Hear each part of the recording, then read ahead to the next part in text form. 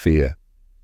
It's the shadow that follows us, the voice in our minds whispering doubts, the invisible force holding us back.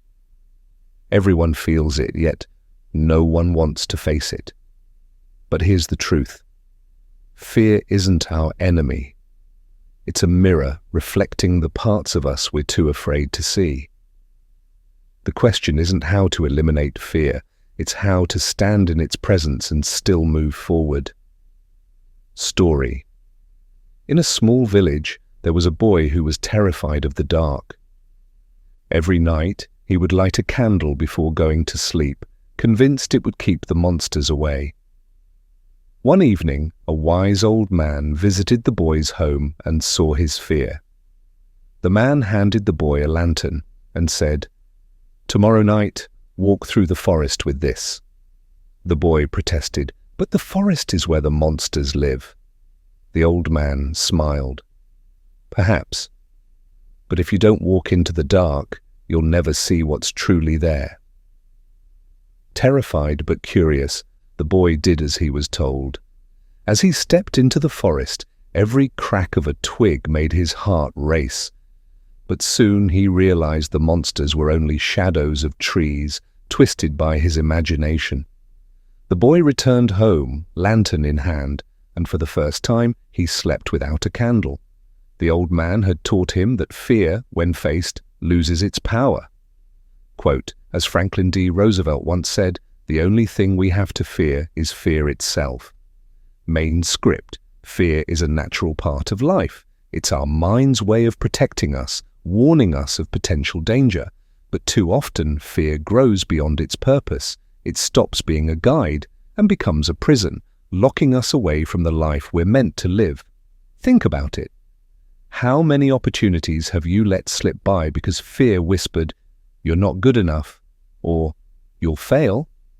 Fear thrives on uncertainty, feeding off the unknown. But here's the paradox. The more you avoid it, the stronger it becomes. The Bhagavad Gita offers profound wisdom on fear.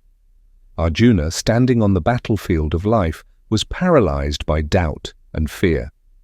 Krishna didn't tell him to run away. Instead, he said, "Face your duty without attachment to the outcome." The lesson is clear. Fear isn't meant to be avoided. It's meant to be confronted with courage and clarity. How to deal with fear? Name. Fear often feels overwhelming because it's vague. Define it. Ask yourself, what exactly am I afraid of? Naming your fear takes away its mystery and begins to shrink its size. Step toward it. Avoiding fear only magnifies it. Take small, deliberate steps toward what scares you. Each step builds confidence, proving that fear's power lies in your perception, not reality. Reframe it. Fear isn't failure. It's growth in disguise. The butterflies in your stomach before a big decision? They're not a warning. They're a sign you're stepping outside your comfort zone. Be present.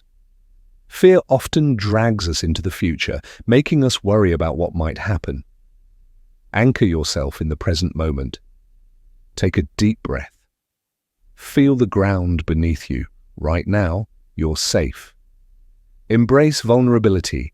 Fear is a reminder that you're alive. It's a sign that you care deeply about something. Instead of resisting it, embrace it. Let it remind you of your strength and humanity. Conclusion. Fear will always be a part of life. But it doesn't have to control you. It's a shadow, yes, but shadows only exist where there's light. Every time you face your fear, you move closer to that light, closer to the person you're meant to become. So, the next time fear whispers in your ear, don't run, turn toward it, look it in the eye.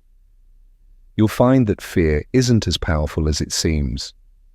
In its place, you'll discover courage, strength, and the freedom to live fully. Let's lift the veil on fear and step into the light of understanding.